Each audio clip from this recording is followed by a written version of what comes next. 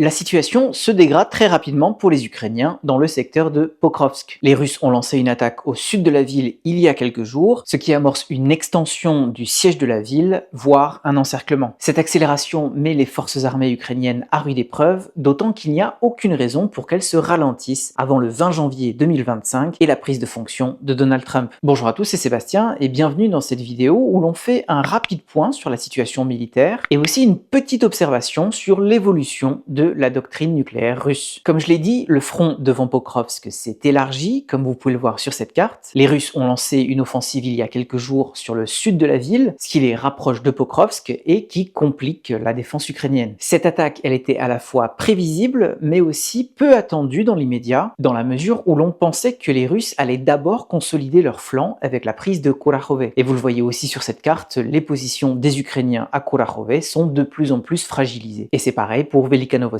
dont on a déjà parlé. Ces trois points sont tous, à leurs échelles respectives, des verrous pour assurer la conquête totale du sud de l'oblast de Donetsk. Et on sait que la conquête de la région administrative de Donetsk est un des objectifs de Moscou. Bien que si les Russes réussissent à prendre le sud, il restera quand même la partie nord de l'oblast, avec les grandes métropoles fortifiées de Druzhkivka, Konstantinivka, Kramatorsk et Slaviansk. Et puis évidemment, ça n'est pas un objectif en soi, la Russie ne s'arrêtera pas là, elle a besoin de villes comme Kharkiv, Dnipro, Zaporizhia, Odessa pour assurer la viabilité des territoires qu'elle a conquis. Et de toutes les manières, le but ultime de cette invasion, c'est Kiev et la disparition de l'Ukraine en tant qu'entité souveraine et indépendante. Bon, mais je reviens sur la situation dans le sud de l'oblast de Donetsk. C'est visiblement là que les Russes mettent le plus d'efforts en ce moment. Et le haut commandement ukrainien parle de 150 000 hommes qui sont massés dans ces trois secteurs de Pokrovsk, Kurakhove et Velika Novosilska. Des hommes qui sont envoyés au combat dans des vagues successives, et ça sans interruption, ce qui est une différence marquante par rapport à 2022-2023 et la première moitié de 2024, où la prise d'une ville comme Bakhmut ou Avdiivka était quand même suivie d'une pause. Maintenant, il n'y a plus de pause. Et aussi, il faut voir que la tactique des Russes a changé selon les rapports qui nous viennent du front. Au lieu de vagues massives et désordonnées de ce que l'on appelait à l'époque la chair à canon, là on assiste à des assauts de petites unités qui sont très légères et très mobiles, parfois montées sur des simples motos, et qui parviennent à exploiter les avantages produits par les duels d'artillerie, les attaques de drones et évidemment les bombes planantes. Et ils percent une tranchée après une autre les défenses ukrainiennes. Même si on n'a que des estimations, on sait que les pertes sont toujours très élevées, mais les résultats sont là. Et ça explique aussi par ailleurs pourquoi la saison froide ne va pas du tout ralentir ces assauts russes, étant donné que ces petites unités, elles sont moins sensibles au climat ou à la solidité des sols que des longues colonnes mécanisées. Donc si les Russes prennent tout le sud de l'oblast de Donetsk, il y a aussi un risque qu'elles débordent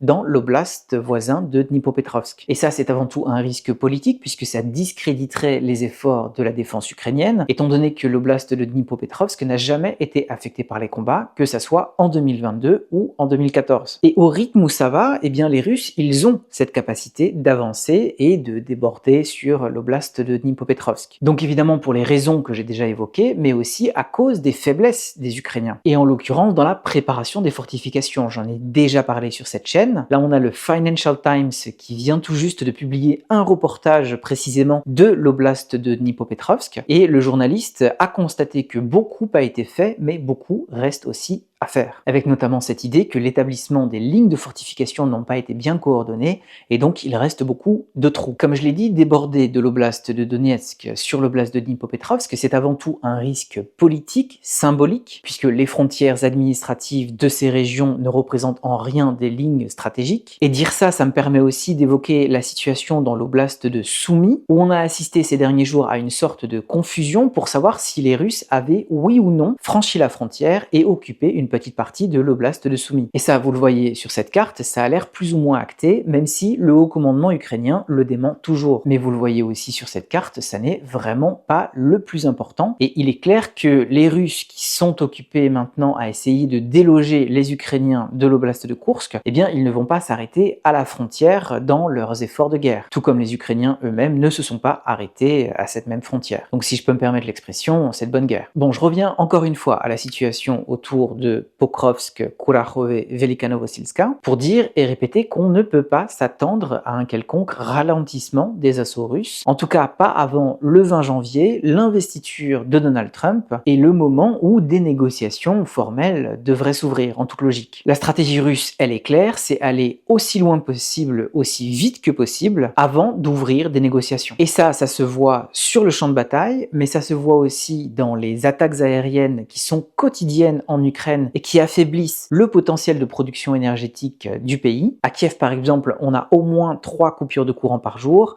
ce qui rend l'hiver très long. Et puis ça se voit aussi donc dans la rhétorique nucléaire qui est agitée par Vladimir Poutine à chaque fois que l'Ukraine opère un tir de missile dans la profondeur russe. Et ça a été le cas par exemple la nuit dernière, on a vu des tirs ukrainiens dans la région russe de Bryansk et aussi de Rostov-sur-le-Don. Et tout de suite, Vladimir Poutine a rebrandi cette menace, mais là cette fois-ci avec une nuance qui est intéressante à noter, c'est que selon lui, les missiles balistiques de portée intermédiaire Oreshnik, donc qu'il a déjà employé sur la ville de Dnipro il y a quelques semaines, eh bien ils peuvent aisément remplacer, selon lui, les armes nucléaires tactiques ou stratégiques. Et donc maintenant, on a un Vladimir Poutine qui continue à promettre l'emploi d'armes de destruction massive, mais plus d'apocalypse nucléaire. Ça, c'est un glissement rhétorique assez intéressant qui est probablement là pour rassurer la Chine, mais aussi pour laisser un terrain de dialogue avec Donald Trump. Donald Trump, je le rappelle, qui avait été celui qui avait largué la plus puissante des bombes conventionnelles, la mère de toutes les bombes,